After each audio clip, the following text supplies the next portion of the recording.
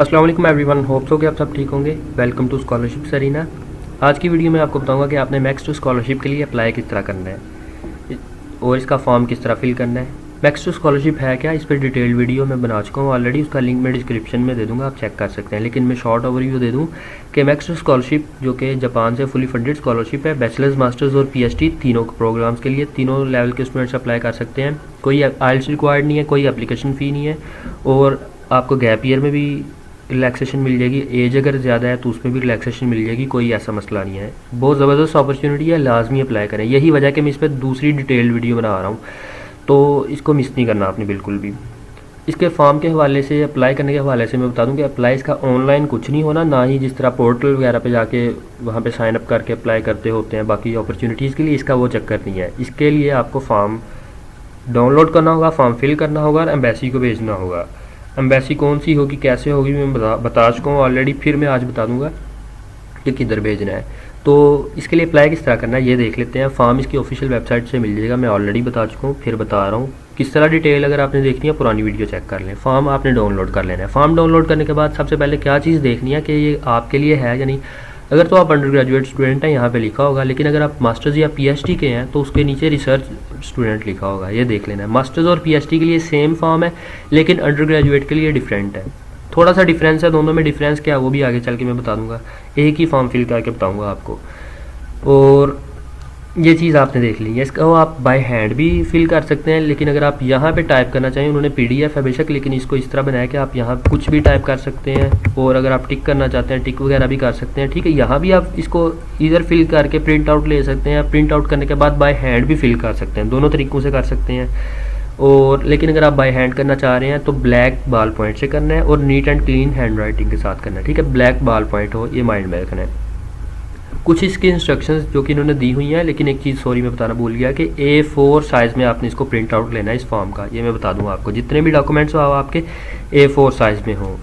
और इसके चलते हैं, देखते हैं इन्होंने कुछ 4 पॉइंट्स दिए हुए हैं, वो क्या क्या है वो देख लेते हैं। पहले पॉइंट में उन्होंने यही बोला हुआ है कि आप इसको टाइप भी कर सकते हैं या बाय हैंड भी लिख सकते हैं, लेकिन लिखना ब्लॉक लेटर्स में है सारा। ब्लॉक लेटर्स क्या होते हैं, जिसमें सारे वर्ड्स कैपिटल होते हैं। लेट्स सपोज कि मेरा नाम अब्दुल्ला है तो मैं सारे कैपिटल लिखूंगा।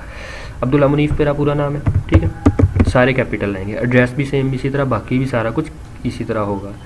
दूसरा है कि नंबर्स जो हमारे चलते हैं इसी तरह कि 1 2 3 4 5 6 7 यही चलते हैं, और इसको अरेबिक न्यूमेरल्स बोलते हैं, तो आपने यही यूज़ करने हैं। लाइक आपने रोमन काउंटिंग नहीं यूज़ करनी, रोमन जो वर्ड्स होते हैं वो नहीं यूज़ करने, रोमन नंबर। और कुछ एरियाज़ में प्रोविंशियल लेवल की भी चलती है, लाइक जिस तरह KPK की बात करें, वहाँ पे अक्सर इंस्टीट्यूशंस में पश्तो की जो है रस्मुल ख़त वो चलता है, मैथमेटिक्स में भी, तो वो चीज़ नहीं आपने करनी, ठीक है।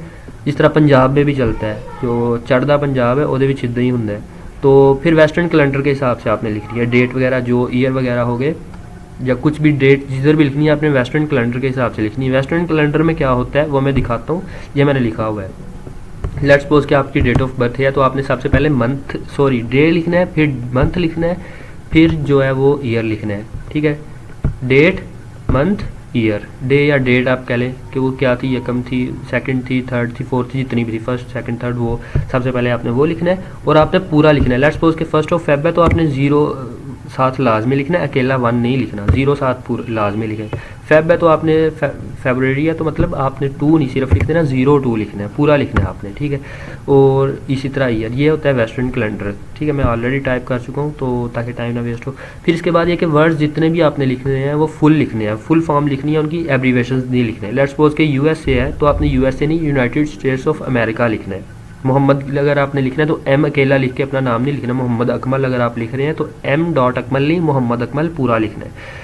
पाकिस्तान लिखना है तो PK नहीं लिखना, पाकिस्तान पूरा, क्योंकि आप एड्रेस वगैरह लिख रहे होंगे तो वहाँ पे आपने फुल फॉर्म्स लिखनी है, एब्रीवेशंस नहीं यूज़ करने, ठीक है। ये 4 पॉइंट्स थे, आगे इसको देख लेते हैं। पिक्चर को सबसे पहले देखें। पिक्चर की मैं बात करूँ तो पिक्चर आपकी वाइट बैकग्राउंड के साथ हो, ये चीज़ लाजमी माइंड में रखनी है। पाकिस्तान में जो है वो आप देखें अपनी पिक्चर्स तो ब्लू बैकग्राउंड या स्काई ब्लू टाइप होता है, तो वो चीज़ थी वाइट बैकग्राउंड के साथ हो।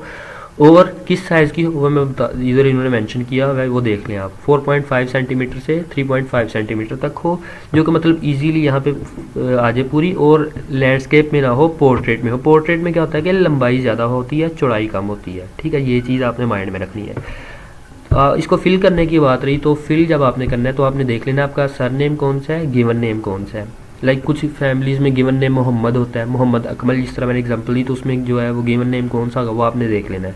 पासपोर्ट पे जो है उल्टा कर देते हैं नाम, इसी वजह से करते हैं। तो आप पूछते थे कि पासपोर्ट पे उल्टा नाम क्यों होता है, तो वहाँ पे लेट्स सपोज पासपोर्ट आएगा तो मेरा पासपोर्ट पे इस तरह लिखा होगा, मुनीफ अब्दुल्ला लिखा होगा। बेशक मुझे घर में सारे मुनीफ कह के बुलाते हैं, लेकिन अब्दुल्ला कोई नहीं कहता, लेकिन वहाँ पे पासपोर्ट पे इस तरह होगा। तो आपने देख लेना आपका सर नेम कौन सा है, आपका गिवन नेम कौन सा है। सर नेम जो है फैमिली के हिसाब से भी होता है, आपकी कास्ट के हिसाब से भी होता है कुछ एरियाज़ में, ठीक है। जिस तरह राठौड़ वगैरह हो गया, ये चीज़ें होगी, इस तरह के नाम जो है वो सर नेम फैमिली के हिसाब से होते हैं। मिडिल नेम अगर तो आपका है तो ठीक है, अदरवाइज़ आप यहाँ इसको खाली छोड़ दें, खाली नहीं छोड़ना चाहते तो आप यहाँ पे नल भी लिख सकते हैं, ठीक है।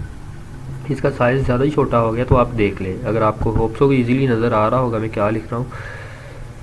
ये चीज़, फिर इसके बाद आप मेल है या फीमेल वो आपने टिक कर लेना है, सिंगल है या मैरिड है, मतलब शादीशुदा है या कुंवारे हैं, वो आपने देख लेना है, उस हिसाब से आपने उसको टिक करना है। मैं ट्राई करता हूँ कि सबसे ईजीएस्ट वर्ड्स हैं जो वो यूज़ किया करूँ, ताकि जिस भी बैकग्राउंड से स्टूडेंट्स हैं उनको समझ आ जाए। फिर नेशनैलिटी जब आपने लिखनी है, नेशनैलिटी में आपने पाकिस्तान लिखना है, पाकिस्तानी नहीं लिखना, ठीक है, पाकिस्तान लिखना पूरा, पाकिस्तानी बिल्कुल नहीं लिखना, पाकिस्तान, इंडियन नहीं इंडिया लिखना है, अमेरिकन नहीं यूएसए लिखना है, इस तरह लिखना है। अमेरिका लिखते हैं, यूएसए लिखते हैं, या अमेरिकन नहीं लिखना। फिर अगर आपके पास जापानीज़ नेशनैलिटी है, येस या नो, उस हिसाब से आपने कर लेना है। और आपकी नेशनैलिटी एक्सपायर कब होगी, किस ईयर में होगी, किस मंथ में होगी, इधर मंथ इधर ईयर वो लिख लेना। मोस्टली के पास तो नहीं होगी, 90+% केस के पास नहीं होगी। इस तरह के पॉइंट्स को मैं इग्नोर करूँगा ताकि टाइम जो सेव हो जाए हमारा। एज कितनी है आपकी वो आपने देख लेना, 19 ईयर्स है या जितनी भी है वो आपने देख लेना, 20, 26 जितनी भी है। पहले मैंने ही फिल किया था किसी और को समझाने के लिए, लेकिन मैं फिर वीडियो रिकॉर्ड कर रहा हूँ, तो जितनी भी हो आपकी, लेट्स सपोज के 25 है तो आप लिख लें।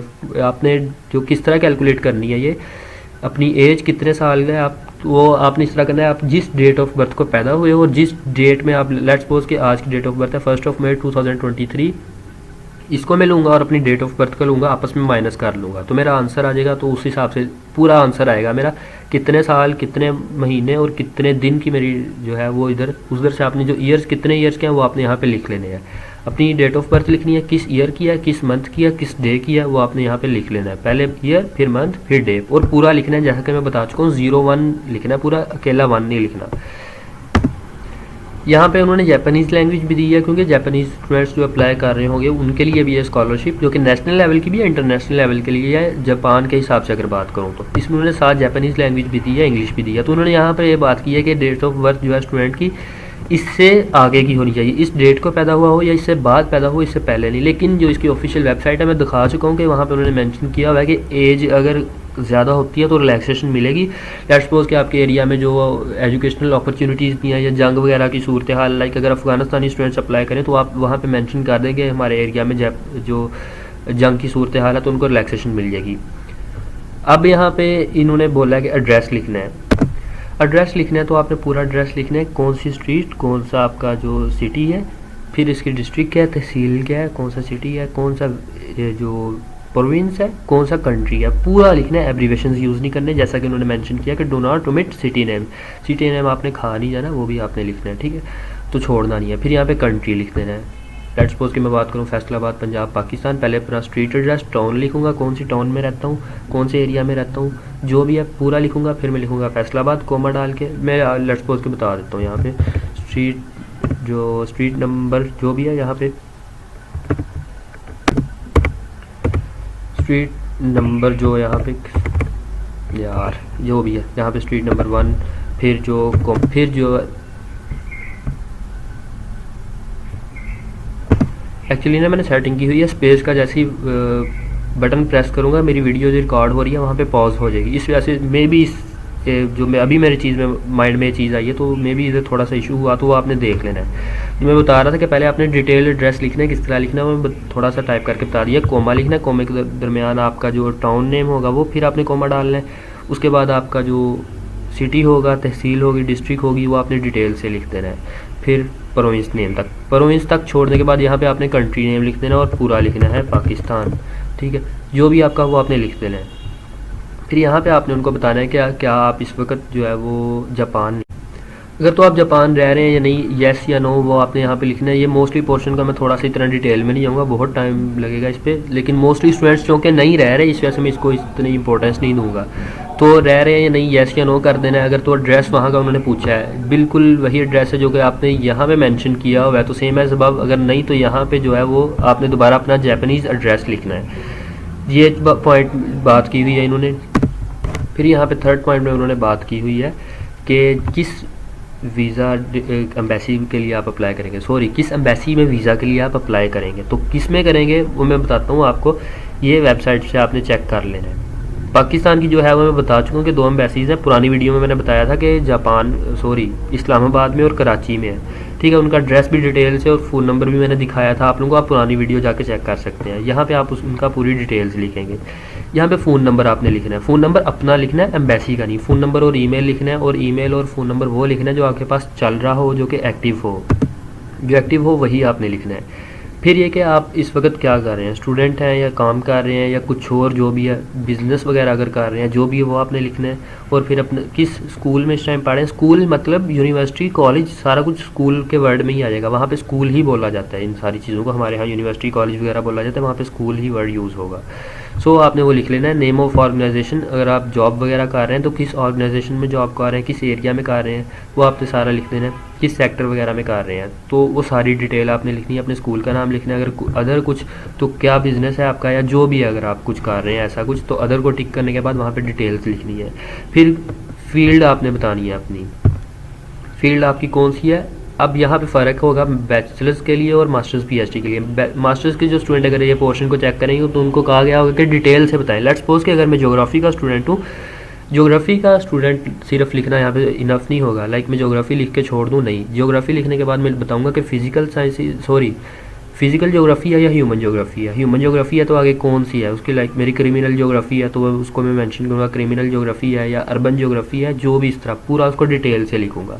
इसी तरह आपकी फील्ड के हिसाब से, लाइक केमिस्ट्री है तो केमिस्ट्री में कौन सी केमिस्ट्री है, ऑर्गेनिक है, इनऑर्गेनिक है, बायोकेमिस्ट्री है तो बायोकेमिस्ट्री में किस चीज़ पे आप रिसर्च कर रहे हैं, एंजाइम्स पे कर रहे हैं, किस चीज़ पे, वो डिटेल से आपने लिखना है। होप्स हो गया आप समझ गए होंगे। ये मास्टर्स और पीएचडी के लिए है, बैचलर्स के लिए नहीं। बैचलर्स के स्टूडेंट्स जो भी अपनी फील्ड है वो थोड़ी सी भी लिखते हैं तो इनफ होगा। ओके, यहाँ पे एकेडमिक रिकॉर्ड्स आ जाएंगे जो आपके पास्ट के होंगे, आपके जो भी एजुकेशन होगी। अब यहाँ पे भी डिफरेंस होगा अंडर ग्रेजुएट के लिए और मास्टर्स और पीएचडी के लिए। उनकी जो मतलब अंडर ग्रेजुएट तक की उन्होंने इन्फॉर्मेशन देनी होगी, जबकि अंडर ग्रेजुएट वाले हैं वो अपने इंटर तक की इन्फॉर्मेशन देंगे तो इनफ होगा। यहाँ पे जो आप उन्होंने देख लेना है आप लोगों ने, सीनियर स्कूल, हाई स्कूल, मतलब यहाँ पे इंटर की आएगी, यहाँ पे मैट्रिक की आएगी, यहाँ पे प्राइमरी स्कूल की आएगी, ठीक है। ये आप लोगों ने देख लेंगे कि प्राइमरी की थोड़ी बहुत इधर उधर भी हो जाए तो कोई इशू नहीं है, क्योंकि पाकिस्तान में वो सिस्टम आपको पता ही है, फेल हो या पास हो आगे कर देते होते हैं। लेकिन इनको आपने ख्याल करना है मिडिल स्कूल का और सीनियर स्कूल का। और अगर आप अंडर ग्रेजुएट में इस टाइम इनरोल्ड हैं तो वो भी आप लिख सकते हैं। फिर यहाँ पे डिटेल लिखनी है, आप किस साल से किस साल तक पढ़ा है आपने, यहाँ पे किस साल से शुरू किया और किस साल तक पढ़ा, ठीक है, ये यहाँ पे लिखना है। और यहाँ पे आपने लिखना है कि कितने साल आपने पढ़ा। लेट्स सपोज के मैं अगर यहाँ अंडर ग्रेजुएट की बात करूँ तो अंडर ग्रेजुएट डिग्री 4 साल की होती है, मैं 4 यहाँ पे लिखूँगा। लेकिन अगर मैट्रिक की बात करूँ तो मैं या इंटर की बात करूँ वो 2 साल की होती है, तो मैट्रिक भी 2 साल की होती है। इस तरह आपने यहाँ पर लिखना है। तो ये चीज़ होप्स हो कि आपको समझ आ गई होगी। एड्रेस लिख देना है, किस सिटी में किस टाउन में पढ़ा, किस स्टेट और किस प्रोविंस में पढ़ा वो भी बता देना है। सिर्फ डिटेल लिखना इतना ज़रूरी नहीं होगा। मैं यहाँ पे जस्ट फैसलाबाद लिख के छोड़ दूँ या लाहौर लिख के छोड़ दूँ और यहाँ पे प्रोविंस दे दूँ तो वो इनफ होगा ये चीज़। और स्टेटस जो है मतलब यहाँ पे आएगा कंप्लीटेड या अनकम्प्लीट। ये तो डेफिनेटली अगर आपने कंप्लीट किए होंगे इंटर तक तो ही आप एलिजिबल हैं, इसलिए उन्होंने इसको क्रॉस कर दिया है। लेकिन अगर आप अंडर ग्रेजुएट में इनरोल्ड हैं तो आप अप्लाई कर सकते हैं, मैंने जैसे कि बताया। तो आप यहाँ पर बताएंगे कि आप ग्रेजुएट हो गए हैं या, क्योंकि अगर आप ग्रेजुएट हो चुके हैं तो भी आप दोबारा अंडर ग्रेजुएट डिग्री लेना चाहते हो तो भी आप अप्लाई कर सकते हैं। इसलिए तो आपने इनको बताना है कि अभी आप जो है ग्रेजुएशन का वेट कर रहे हैं तो कब ग्रेजुएट होंगे, तो यहाँ पे आप अपनी डेट बताएंगे किस साल जो आप ग्रेजुएट होंगे। फिर आप यहाँ पे बताएंगे कि कितने साल की आपकी एजुकेशन टोटल बतानी है। लाइक आप 16 साल एजुकेशन आपने ली है या कितने साल की आपके पास एजुकेशन है वो आपने यहाँ पे बतानी है इनको, 16 साल, 15 साल, 14 साल, जितनी भी है।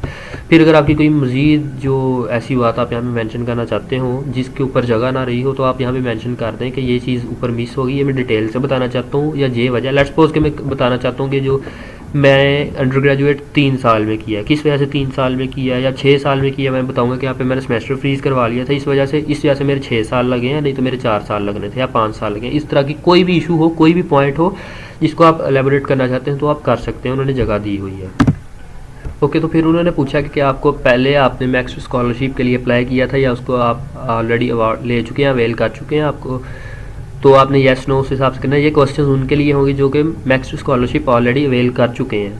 तो मोस्टली स्टूडेंट्स नहीं किए होंगे, इसलिए मैं इसको इतना इंपॉर्टेंस नहीं दे रहा, इतने डिटेल से नहीं। लेकिन अगर आपने किया हुआ है और किसी पॉइंट की आपको समझ नहीं लग रही तो आप पूछ लें दोबारा मुझसे, व्हाट्सएप ग्रुप में, फेसबुक पेज पे या कमेंट सेक्शन में आप पूछ लें। आपने फील्ड ऑफ स्टडी यहाँ से सिलेक्ट करनी है और आपने यहाँ पे बताना है अपने कोर्सेज, जो कि मैंने पुरानी वीडियो में बताया था कि आई थिंक 31 कोर्सेज या 30 कोर्सेज में से आपने 3 चूज़ करने हैं। तो आप किन को चूज़ करेंगे वो आप यहाँ पे बताएंगे, ठीक है। लेट्स सपोज कि मैं ज्योग्राफी चूज़ करता हूँ, तो उसको नंबर कौन सा था, वो जो फॉर्म मैंने आपको पिछली वीडियो में दिखाया था उस फॉर्म से आपने उसका नंबर देख लेना है और यहाँ पे बता देना है। नेम ऑफ मेजर में मतलब आएगा कि वो सोशल साइंसेज में आता है, फिजिकल साइंसेज में आता है, ये किधर आता है, वो आपने बता देना है यहाँ से, जैसे कि उन्होंने ये डिटेल कुछ एग्जाम्पल दी हुई है। सो ये चीज़ें आप लोगों ने देख लेनी है। First choice, second choice, third choice, ये भी आपने देख लेनी है। ये होप्स हो के समझ आ गया हो। ओके, तो यहाँ पे आप लोगों ने उनको बताना है अपनी फर्स्ट चॉइस के बारे में कि आपने क्यों फर्स्ट, लेट्स सपोज कि मैंने यहाँ पे ज्योग्राफी चूज़ किया है, तो मैंने क्यों चूज़ किया, मैं क्यों ज्योग्राफी पढ़ना चाहता हूँ, ठीक है। लेकिन यहाँ पे मैं सोशियोलॉजी चूज़ कर लेता हूँ जो कि टोटली डिफरेंट है ज्योग्राफी से, तो फिर मैं दूसरी चॉइस में सोशियोलॉजी को क्यों रखा है। लाइक मैं आर्ट्स के हिसाब से बता रहा हूँ, अपनी फील्ड के हिसाब से बता रहा हूँ। आपकी केमिस्ट्री है तो यहाँ पे आप फिजिक्स चूज़ करते हैं, यहाँ पे केमिस्ट्री चूज़ कर लो, तो आपने बताना है। या कुछ भी फील्ड हो तो आपने बताना है कि आपने ये इनको क्यों ये नंबर दिया है, क्यों आप इस फील्ड में जाना चाहते हैं। ये एक हिसाब की SOP हो जाएगी, पर्सनल स्टेटमेंट हो जाएगी या मोटिवेशनल लेटर टाइप हो जाएगा ये, ठीक है। ये भी मोटिवेशनल लेटर का ही हिस्सा चल रहा है। अभी उन्होंने पूछा कि आप जापान में क्यों इंटरेस्टेड है, जापान के लिए क्यों अप्लाई कर रहे हैं, आपने यहाँ पे पूरा टाइप करके बताना है इनको। फिर आपने बताना है कि आप जो अगर आप सिलेक्ट हो जाते हैं, लेट्स सपोज मैं ज्योग्राफी की फील्ड में सिलेक्ट हो जाता हूँ, मैं अपनी फील्ड के हिसाब से किस तरह जो जापान के लिए फ़ायदेमंद साबित होऊंगा या अपने कंट्री के लिए किस तरह होऊंगा, ये दोनों चीज़ें यहाँ पे मैंने बतानी है। ये वो हिस्सा है यहाँ से लेके, ये फर्स्ट चॉइस वाले पोर्शन से लेके इस पार्ट तक, ये वो हिस्सा है जिसकी बेस पे आपकी सिलेक्शन होगी। अगर आप यहाँ पे इनको परसुएट कर लेते हो, मतलब उनको यहाँ पे कहानी सुना लेते हो अच्छे वाली, तो आपकी सिलेक्शन पक्की है भाई। इस पे सारा डिपेंड करता है, आपके मार्क्स पे तो करता ही करता है, लेकिन मार्क्स के बाद जिस चीज़ पे डिपेंड करता है वो ये पार्ट है। फिर यहाँ पे आपकी जो लैंग्वेजेज़ हैं आपको कितनी आती हैं, जापानीज़ आती है, इंग्लिश आती है और अगर उर्दू या पंजाबी आती है, पश्तो आती, जो भी आप यहाँ पे लिखें उनको बताएं। अगर तो कितने पॉइंट्स देने हैं यहाँ पे आपने 1 2 3 लिखना है, 1 2 3 किस हिसाब से लिखना है, इस हिसाब से लिखना है, ठीक है। जापानीज़ डेफिनेटली आपको नहीं आती होगी तो आप यहाँ पे 0 0 करेंगे, 0 0 0। इंग्लिश आती है, रीडिंग में आप कैसे हैं, राइटिंग में कैसे हैं, बोलने में कैसे हैं, सुनने में कैसे हैं, लिखने में, पढ़ने में, सारा वो आपने यहाँ से देख के नीचे से नंबर दिए जाने हैं। फिर आपकी जापानीज़ लैंग्वेज क्वालिफिकेशन के रिलेटेड क्वेश्चन होंगे कि आप कोई कोर्स किया उसके हिसाब से, या कुछ और JLPT कोर्स अगर आपने किया है तो किस लेवल का किया, कितने स्कोर्स थे, अदर्स या कुछ भी। अगर लेट्स सपोज कि आपने नहीं किया तो आपने यहाँ पे NA लिख देना है, नॉट एप्लीकेबल। ये किस तरह लिखना है, ऐसे लिखना है, सॉरी ऐसे। कोई भी ऐसा पोर्शन रहता है जहाँ आप एप्लीकेबल नहीं है तो आपने यहाँ पे लिखना है। लेट्स सपोज के ऊपर उन्होंने पूछा है कि जी जापान में आप किस कंट्री में रह रहे हो, सॉरी किस सिटी में रह रहे हो, तो आप रह ही नहीं रहे, तो आप वहाँ पे नॉट एप्लीकेबल करते हैं, ठीक है।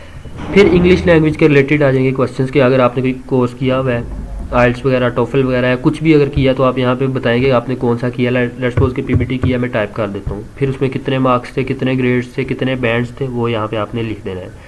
और यहाँ पे लास्ट पोर्शन शुरू हो रहा है। लास्ट पोर्शन में उनको बताऊँगा कि अपने किसी रिलेटिव का या फैमिली मेम्बर का नंबर दूंगा, नाम दूंगा, ताकि कल को खुदा ना खास्ता कोई इमरजेंसी होती है तो वो उससे कांटेक्ट कर सकें। बेटर तो है कि अपने पापा का दें, सबसे बेहतर तो है। लेट्स सपोज लेकिन अगर वो फोर्थ हो चुके हैं या इस किसी केस में तो आप अपने बड़े भाई का दें, कज़न का दें, मामा का दें, जिसका भी दें। तो आपने सबसे पहले उसका नाम लिखना है जिसका आपने यहाँ पे देना नंबर, ठीक है। नाम लिखें तो लाइक मेरे पापा का नाम मोहम्मद लतीफ़ है, मैं वो लिखूँगा, रिलेशनशिप लिखूँगा कि मतलब वो मेरे फादर हैं, तो यहाँ पे मैं फादर लिख दूँगा। वहाँ पे उनका करंट एड्रेस लिखूँगा, इस टाइम वो कहाँ रह रहे हैं, उनका ऑक्यूपेशन क्या है, टीचिंग है, जो भी है वो यहाँ पे मैं लिख दूँगा।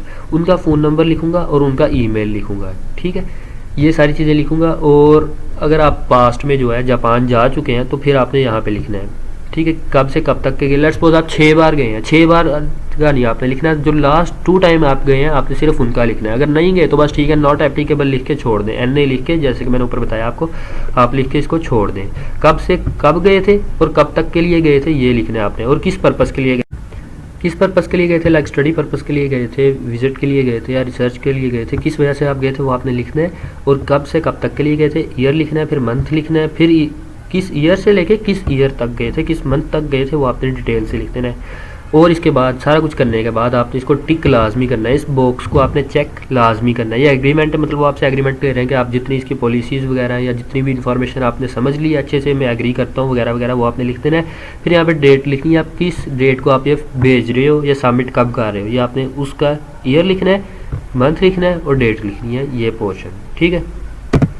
तो ये था बैचलर्स के लिए। बैचलर्स के लिए भी सेम है, मास्टर्स के लिए भी सेम है, मे भी माइनर सा डिफरेंस हो तो वो मैं देख लेता हूँ। अंडर ग्रेजुएट तक के लिए यहीं तक था, तो मैं उस पोर्शन पे चलता हूँ, देखता हूँ कि अगर उधर ऐसे पॉइंट्स हो जो कि मैंने मिस किए हों जो कि मास्टर्स के लिए हों, तो फिर मैं एलेबोरेट करता हूँ अभी। सो यहाँ पे अंडर ग्रेजुएट का प्रोसेस कंप्लीट हो चुका है। फर्दर अगर आपका कोई क्वेश्चन हो तो आप कमेंट सेक्शन में पूछ सकते हैं। व्हाट्सएप ग्रुप का लिंक डिस्क्रिप्शन में मिल जाएगा, पुरानी वीडियो का लिंक भी डिस्क्रिप्शन में मिल जाएगा जो कि ऑलरेडी मैं इस टॉपिक पे बना चुका हूँ, सारे लिंक्स डिस्क्रिप्शन में मिल जाएंगे। अगर कोई भी क्वेश्चन हो तो कोई भी इन्फॉर्मेशन गलत नहीं प्रोवाइड करनी, आपने पूछ लेना है लाजमी।